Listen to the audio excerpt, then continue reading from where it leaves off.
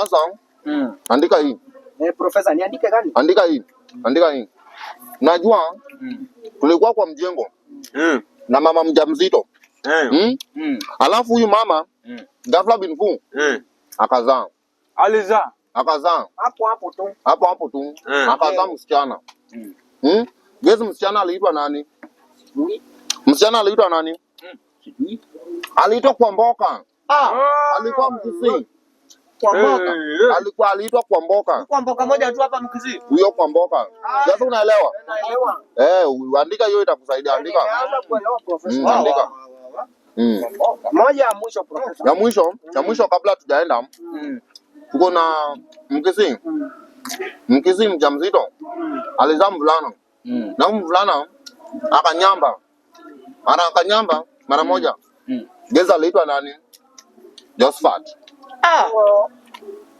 Profesa. Josephat. Wow. Unaelewa? Naelewa. Sasa mimi wewe huwezi elewa. Wewe najua huwezi elewa. You have liquid intelligence.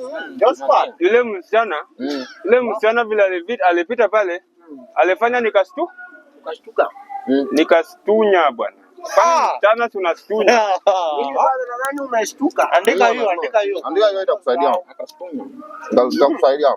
Alafu niko na Mkisii mwingine. Andika ya mwisho. Mkisii akizaliwa alafu anyambe mara 4. Geza anaitwa nani? Anyambe mara 4. Anyambe mara 4. Ataitwa nani? Anaitwa nani? Profesa najua. Anaitwa nani? Wewe ndio unaweza tueleza bana. Ataitwa Nyambane. Nyambane. Nyambane mmoja tu. Nyambane. Ongeza hiyo. Ongeza hiyo itakusaidia. Nyambane. Sasa naelewa. Na kama uelewi achana nayo. Andika. Ya mwisho. Ongeza moja ya mwisho. Ya mwisho. Sasa ukitumia simu kama umeketi. Sasa huyu venye hapa sahi anatumia simu kama ameketi. Gezi inaitwaje? Niambie profesa kwa sababu amjui kwani niko na kina nani hapa? Kwani hamkuenda shule? inabidi tu kuambia. You cannot fathom. Mlienda shule ama mlipelekwa? Tulipelekwa.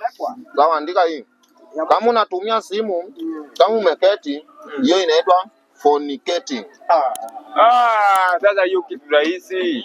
Fornicating. Umeelewa hiyo? Ongeza hiyo. Andika hiyo. Alafu Zuchu ameacha binadamu siku hizi anatembea na wanyama. Guess ni nani? Mimi sijui. Simba. Kwani hata hiyo rahisi. Huyo si unaona ameacha wanadamu. Anatembea na wanyama sahihi. Hiyo ndivyo hapo. Hiyo ndio hiyo. Anatembea na wanyama sahihi.